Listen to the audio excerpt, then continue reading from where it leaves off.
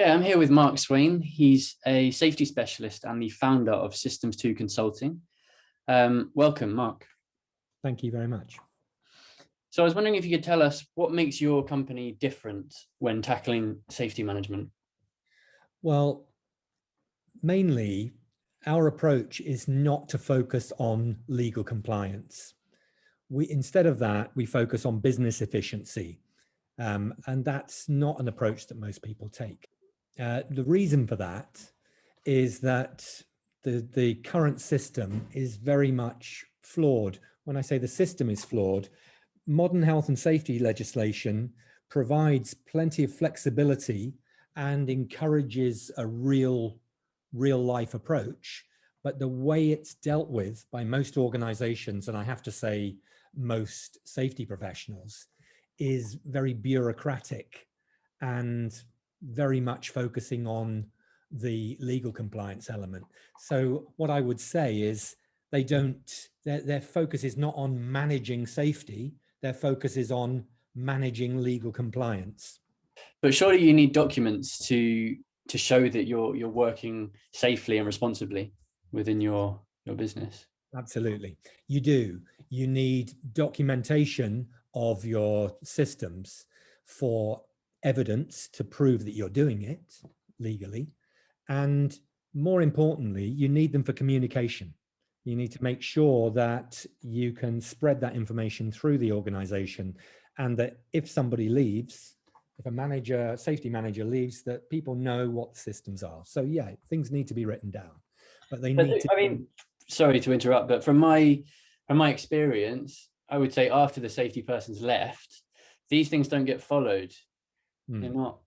That's absolutely right. Well done, Sam. You've spotted the fatal flaw. The fatal flaw is that people produce systems that sound great on paper. In fact, they're rather too perfect and they're unrealistic in terms of real life.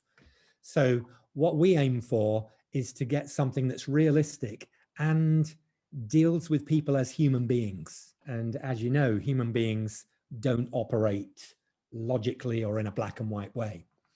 So modern health and safety law in this country, the Health and Safety at Work Act, gives us flexibility. What it says is it's your business, therefore you decide what the hazards are, you decide what the level of risk is for different areas of your business, and you determine the right control measures and then keep them in place, carry out regular reviews, etc. The approach most people take is, right, I'm looking in the law for it to tell me what to do, and then I do it. Okay, but I can imagine some of the systems that might need to be put in place would be expensive, perhaps reduce efficiency in terms of how much produce. So the key for our safety consultants, I always say, is to go in there and make sure that the client and their workers take ownership.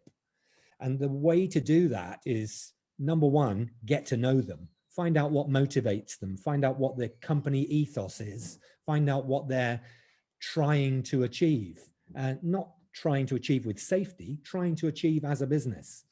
I see. Get to know about that. Mm-hmm. And then the most critical bit is to get them to tell the truth.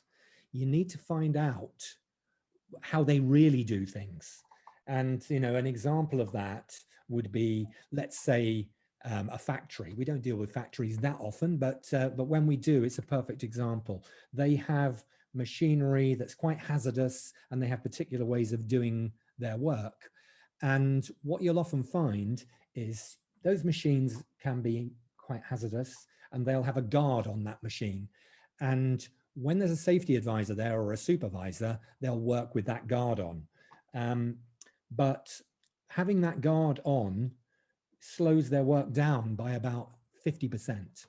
So when there's no inspector there, they'll flip the guard up and they'll get twice as much work done. But the system says they do it with the guard down. Well, that creates a situation where that company can easily get prosecuted because the system says they do it this way. In reality, they do it a different way.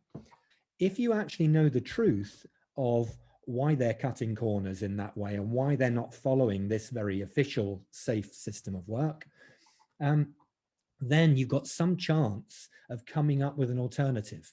Getting the truth out of people is a way of really, truly helping them, not just giving them bits of paper that say, yeah, we've done the job, we've got the safe system of work written down.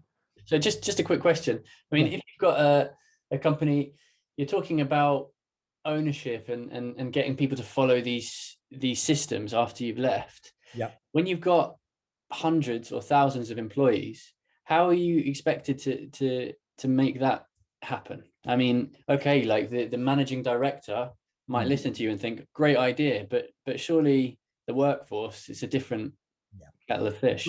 You've got to move down to a lower level. So you've got to find out who the key influencers are. If you walk into an office and start asking questions and you say, what taxi company do you use when people need to get to another office? And the chances are they'll keep telling you the same person. Oh, it's Heather. She's the one who knows all that. Yeah. And so what you'll find is Heather is a mine of information. And so you need to make a friend of her, and she will tell you what really happens if she trusts you. Once you've found out who those influencers are, you get them to take ownership of these new systems by getting them to help you develop them. So you say to them, well, people don't seem to do it if we do it this way. What would be a way of making sure they remember to do this? So if you can get that person who's a supervisor or an administrator, if you can get them to help you develop a better way of doing things, then they'll do the job for you. They'll take ownership of that. They'll actually feel proud of helping to develop a better system. And so even when you've walked out the door, they're going to be trying to make sure that people follow that system. You have to leave ego behind. Let them take all the credit. If there was one take-home bit of advice you would say to a person managing safety, what would it be?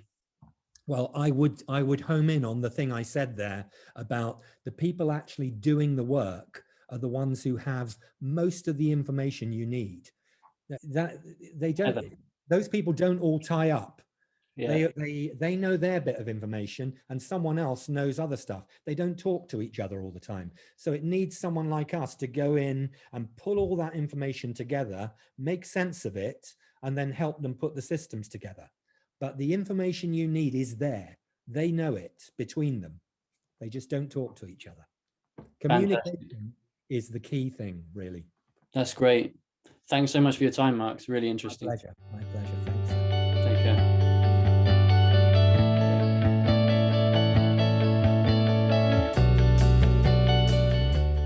Okay, so that was Mark Swain's approach to managing safety.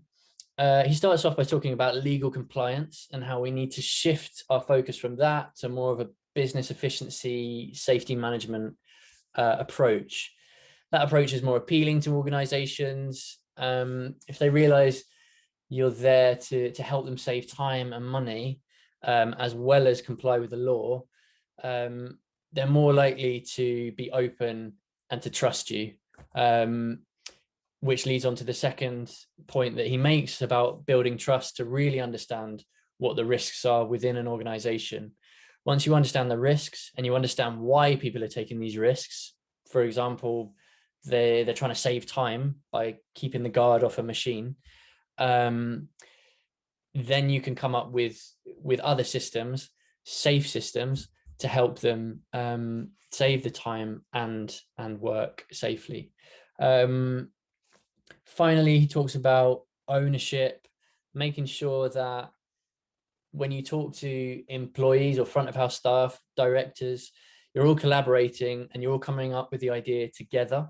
That way, once you've left, if they've come up with the idea themselves, they're more likely to follow it, especially if it's saving them time and money, and they'll feel proud about the systems that they've developed. Thanks very much for listening. If you'd like to know more about Systems 2 Consulting, you can see them at their address s2-c.com. Thanks a lot. See you soon.